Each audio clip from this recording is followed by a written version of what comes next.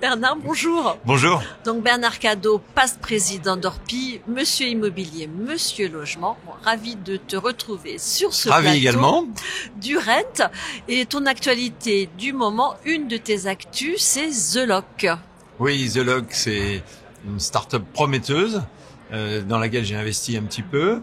Mais surtout, je l'ai fait parce que ça avait du sens. Je pense que ça a du sens pour les agents immobiliers et pour les clients des agents immobiliers.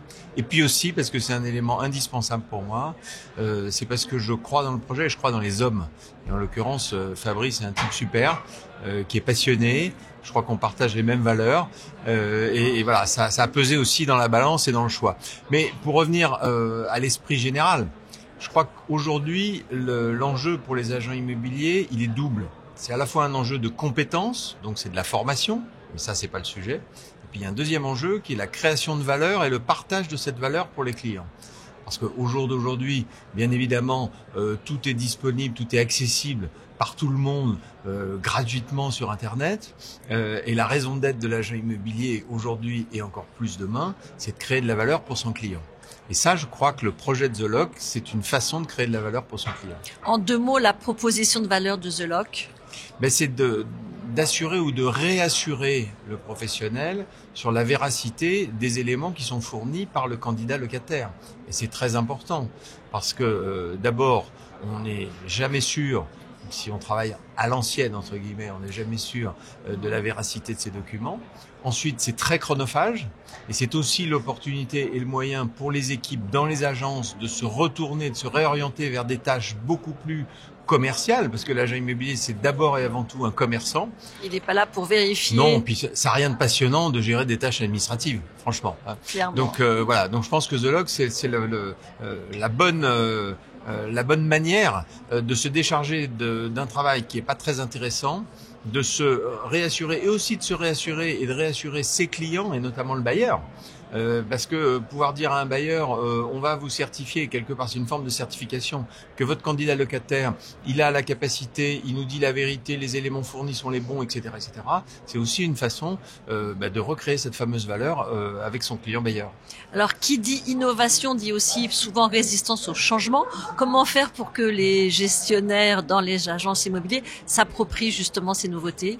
Oui, le frein au changement, il est partout et il est chez tout le monde, à des degrés divers, mais c'est comme ça. Je crois que le bon moyen, c'est justement de leur dire que on sécurise leur parcours. Tout le monde le sait, hein, le talon d'Achille pour l'agent immobilier, c'est le devoir de conseil. Et le défaut de devoir de conseil, c'est justement ce qui est souvent mis en avant lorsqu'on veut mettre en cause l'agent immobilier.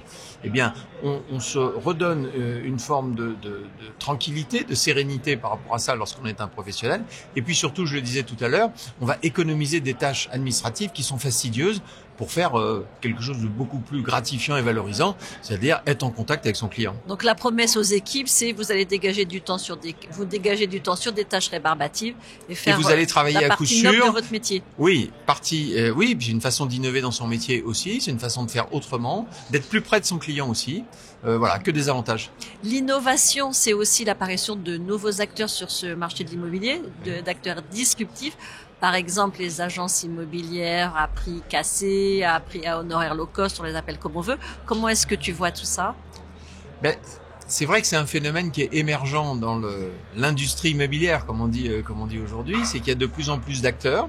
Alors certes, le marché progresse et la part de marché des professionnels est plus importante qu'elle n'était il y a 5 ou 10 ans. Pour autant, il y a énormément de nouveaux acteurs avec de nouveaux modèles.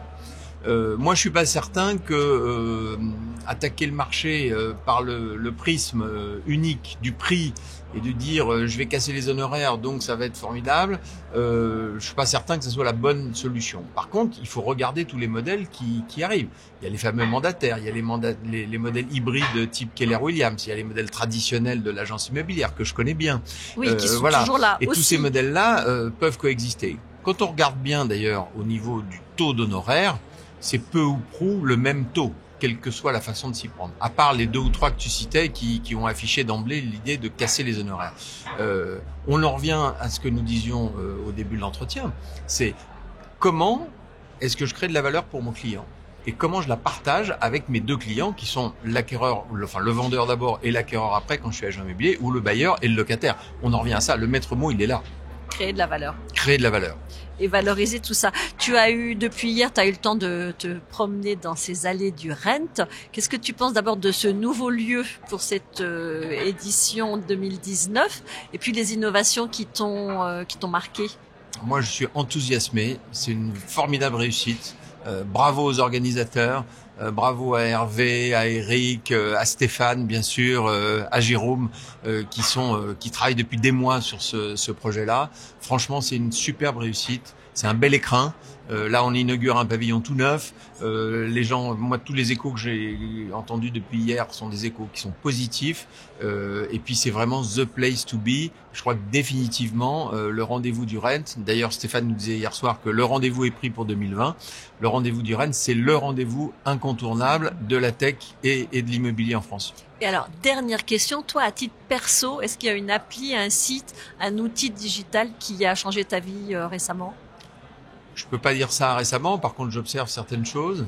Je vais pas dire que The Log c'est le dernier, mais bon, on ça, en a parlé. C'est perso, mais pas que perso. À titre privé, on va dire. À titre privé, c'est pas vieux. C'est hier. C'est plusieurs applis qu'on m'a promises, donc je vais aller voir, qui permettent de sécuriser tous les mots de passe qu'on peut avoir.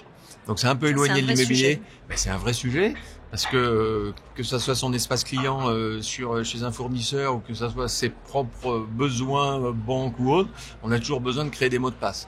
Et puis à force, soit on se met en danger en les écrivant, soit on les perd, soit on les oublie. Bon voilà, donc je pense que ça peut être quelque chose comme ça. Puis il y en a plein d'autres, Et là encore, c'est comment on facilite la vie des gens.